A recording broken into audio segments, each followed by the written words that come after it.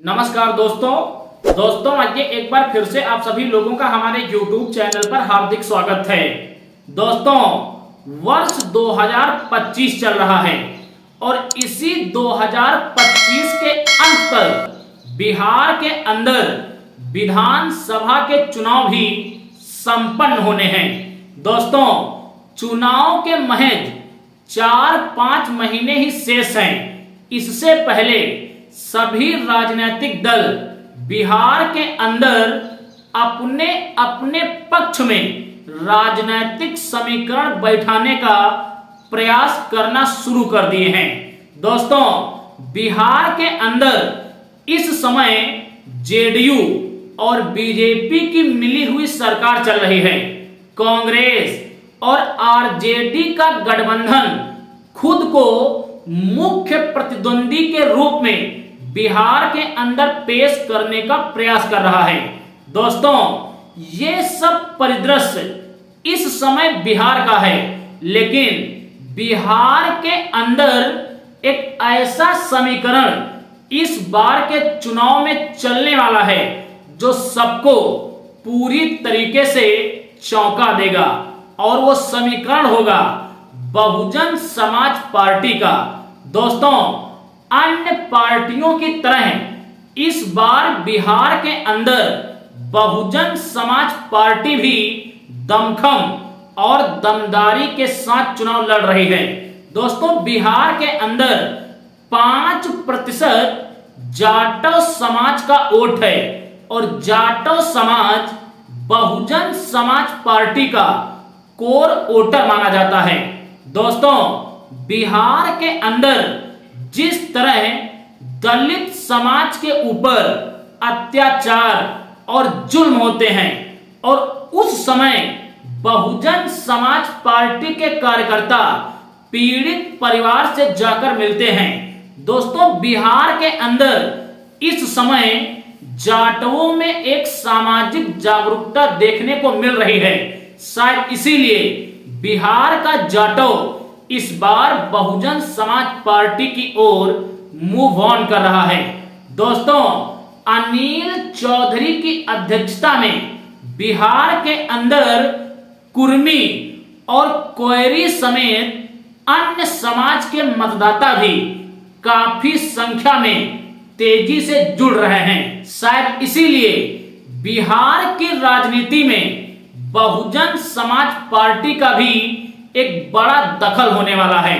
दोस्तों, ये बात सिर्फ इस बार के चुनाव की ही नहीं है, बल्कि पिछले चुनावों के रिकॉर्ड भी ये बोल रहे हैं कि बिहार की राजनीति में बहुजन समाज पार्टी का अपना एक अलग ही रुतबा रहा है।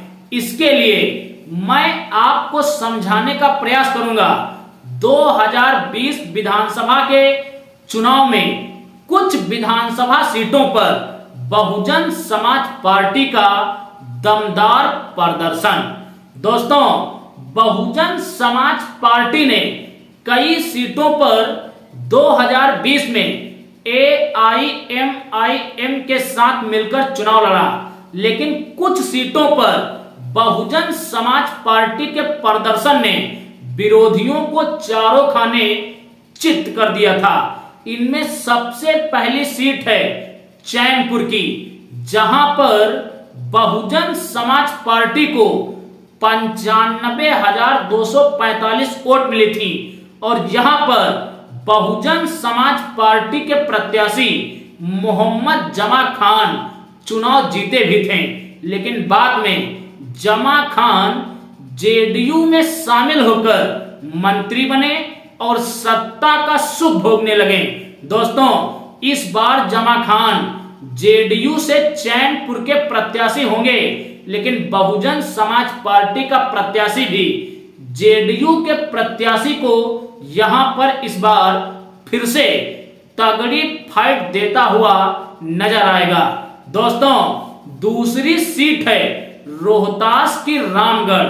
यहां से 2020 में बसपा के प्रत्याशी थे अंबिका प्रसाद और यहां पर बहुजन समाज पार्टी के प्रत्याशी को 57,000 894 वोट मिले थे और बसपा का प्रत्याशी महज 189 वोटों से हारकर दूसरे नंबर पर रहा था।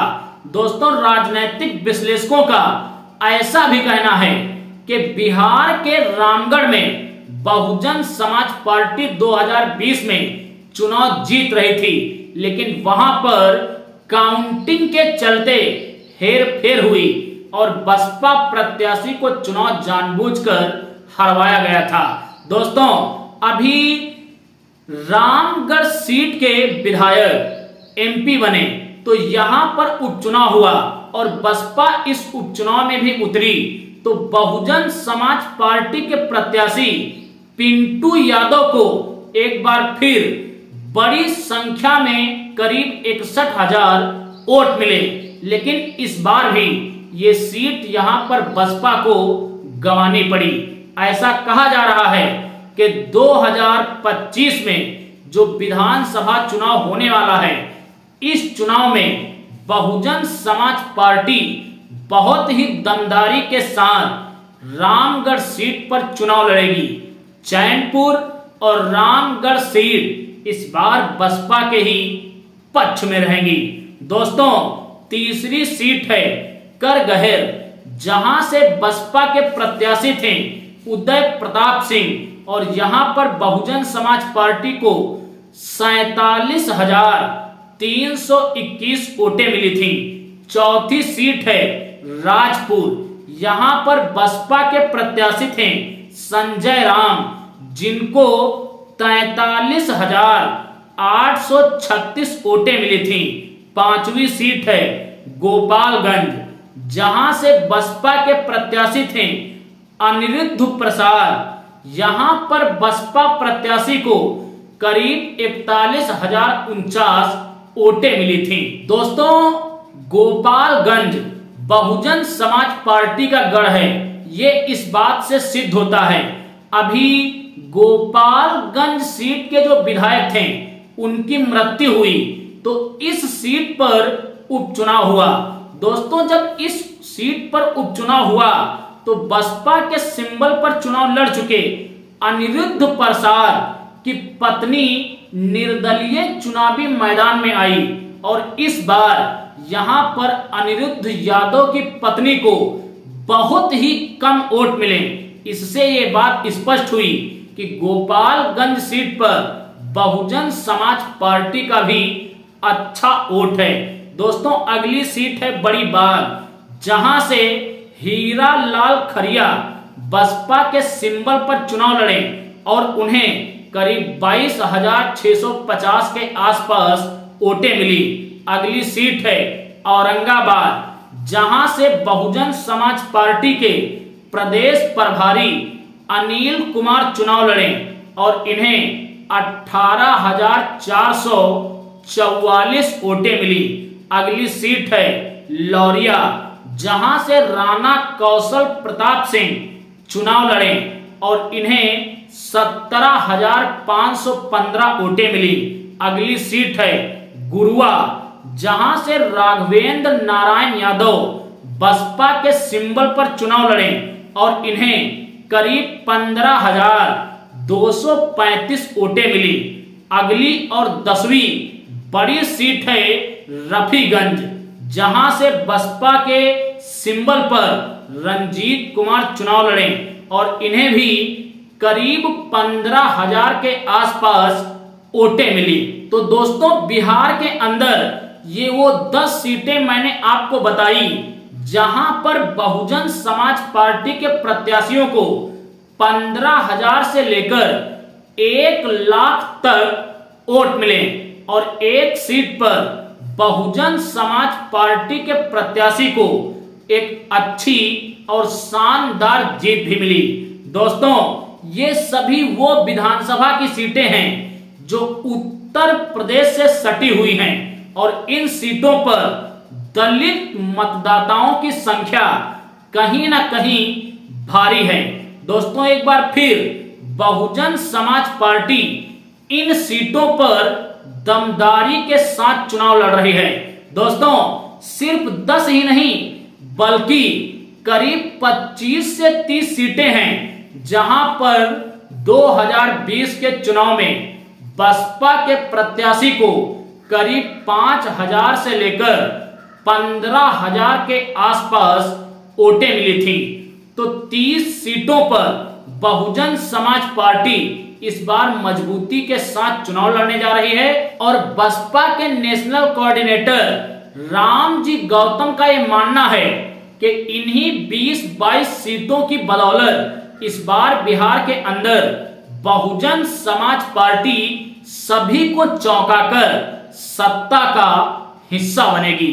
बाकी मेरा ये विश्लेषण और मेरी ये जानकारी आपको कैसी लगी? बिहार के अंदर बसपा को लेकर आप क्या सोच रहे हैं? कमेंट्स में अपनी प्रतिक्रिया जरूर दें। हम मिलेंगे एक अगले वीडियो में एक अगले मुद्दे के साथ। तब तक के लिए आप सभी को मेरा सादर जय भीम, जय भारत, जय संविधान।